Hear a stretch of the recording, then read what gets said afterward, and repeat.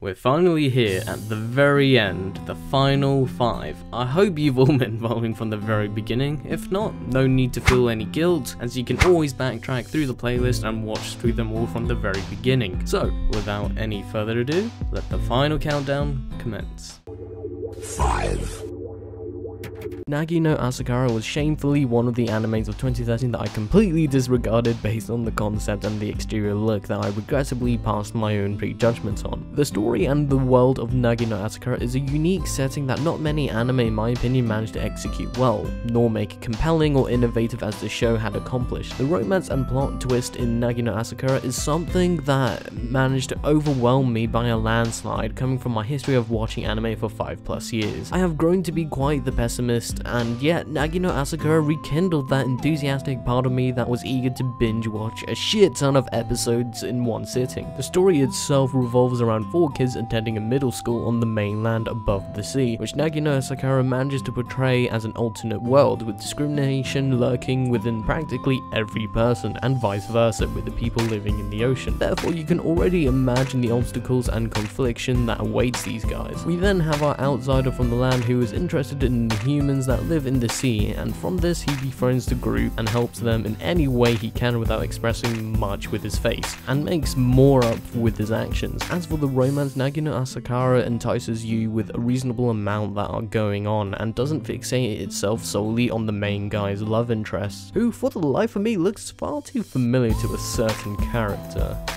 I wonder who. Anyway, the main characters were definitely interesting in their own way, and each character gets their fair share in the spotlight, as well as a drastic character development as soon as we hit that time skip. So for the love of God, watch this anime and you won't regret it, except for the aftertaste, which is the void, and that brings dark times. 4.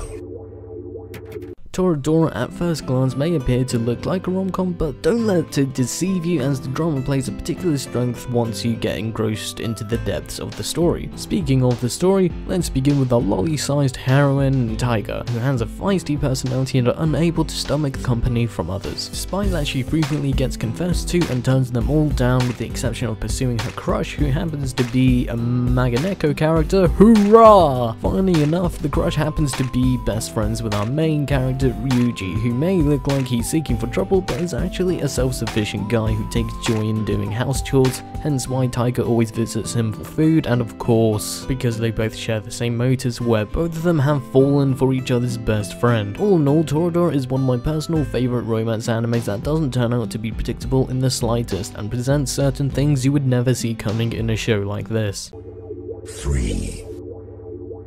A Tale of Memories is one of those romance anime that definitely stands out from the crowd of most, if not nearly all, the romance anime out there. The show is for sure the most beautifully animated anime amongst all the anime you have seen on this list, as this anime was one of Shaft's early masterpieces. The setting we have here is very abnormal for your usual romance anime, as the show has 2 parallel plots occurring simultaneously, preventing from any of the stories from going stale. The first story we have here is this love triangle going on, which of course brings on the cliche with the childhood friend and the new girl going head to head for the guy. But trust me on this, guys, as the story does get really interesting once the introductions are over, and when you find out more about the unique circumstances that our new girl brings to the story, you'll definitely be interested. As for the second love story, which was perhaps more romantic and touching in my opinion, the way it was written and conveyed was done in such a way where the viewer will unconsciously want the couple to be destined together due to the circumstances that make it all the more impossible for our main guy Ryuji to stay together with Chihiro, the main girl, who has such an interesting supernatural-like situation at hand that you can't really forget it after finishing the show. Even the side characters within A Tale of Memories get their own sequel after this, therefore giving every character their own significance and no throwaway characters whatsoever. Overall, if you want to escape any cliches or are waiting to dip your toe into romantic drama anime, A Tale of Memories is one of the best anime and nearly one of the best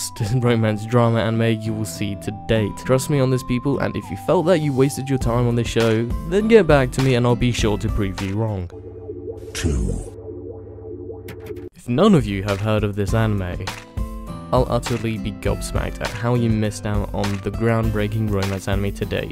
Kimi ni Tadoki. The heroine, Sawako, is a nice, gentle, reserved girl who unfortunately takes under this gloomy exterior, along with her awkward personality of always being misunderstood, as she often is found scaring off practically anyone she comes into eye contact with, as her classmates have nicknamed her Sadako. At first you'll chuckle at how the anime portrays this in a humorous sense, with that the animation complements with its chibi art for Sawako. Despite how people perceive her, she is actually perhaps one of the nicest anime heroines you'll probably encounter, as her actions follow her motto of doing one good deed a day, which you see examples of throughout the series. She is practically misunderstood throughout the anime as a whole, which you see a lot of at the start, as you see her trying to interact with people and making friends, which become quite the struggle for her character, as rumors take their toll on her with backstabbing characters behind the scenes. But all meant to arise once we then meet our main guy of the series, Shota, who is perhaps one of my favourite romance protagonists, as most popular characters don't really get a justification as to why they earn that recognition amongst every classmate. Whereas with Shota, you can see how his personality and actions make sense of his popularity, of why women fall for him and why guys see him as a great buddy, which is a verse, as animes mostly focus on how the guys attract nothing but women. Anyway, one day he starts speaking to Sawako, and then the story picks up from there, as you see Shota opening up Sawako gradually whilst growing more affectionate over her. As an overall, the characters don't remain two-dimensional, the story never felt too slow, and you honestly don't notice time going by at all whatsoever. So if you're looking for a game changer amongst every romantic anime out there, then watch Kimi ni Tadoki.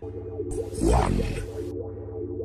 Sakura is my favourite romance anime in existence. The exterior of the anime itself is especially inviting, with its bright, vivid, colourful warmth that entices your senses that you'll most definitely have a fun run. Sakura may look like a silly rom-com on the outside, but trust me, this show has a lot to offer with its relatable characters and themes. The story revolves around an average caring kid, Sorata, who is forced to move out of his dorm into a dormitory for problem kids at his high school. Due to his dorm teacher's laziness, she forces Sorata to pick up her cousin Mashiro, who, despite her talent as an artist and a gorgeous woman, she lacks no common sense whatsoever, therefore leaving it to Sorata to look after her. This, of course, is where all the fan service often comes to place from Sakura. Despite that, the show has a much deeper story than what's there, and arguably all the characters get their fair share in the spotlight, with relatable stories, particularly with Sorata, a guy who strives to do his best whilst getting hit by rejections, whereas in contrast with Mashiro, due to all her talent, she gets the attention that Sorata craves. All in all, you are bound to find a likeable character with a relatable story, particularly if you are in the creative field. This anime will highlight and hit it right at home with you as it did with me.